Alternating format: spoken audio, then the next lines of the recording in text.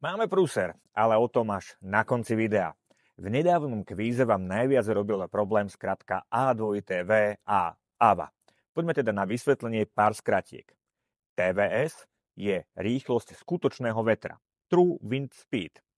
AVS je Apparent Wind Speed, čiže rýchlosť vetra pocitového, alebo teda zdanlivého, aby bol aj Tibor spokojný. Ak posledné písmenko S, speed, vymeníme za A ako angle, stane sa z toho uhol, čiže A2TVA je uhol dopadu zdanlivého vetra na loď a TVA bude uhol dopadu skutočného vetra. TVD je True Wind Direction, čiže smer vetra vztiahnutý k svetovým stranám. SOG je Speed over ground, takže rýchlosť voči Zemi z GPS. Čo je to GPS, všetci asi viete. COG je Course over ground, čiže reálny kurz lode. STW, Speed through water, alebo častokrát iba speed, to je rýchlosť voči vode. Ako tieto rôzne rýchlosti a smery fungujú, si povieme na budúce.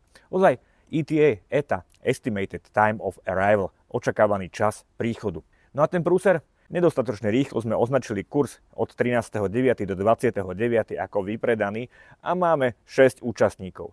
Keďže u nás je pravidlo, že na kurze maximálne 5 žiakov na lodi, otvárame ďalšiu loď, kde sú teraz 4 voľné miesta. Tak sa prihlás.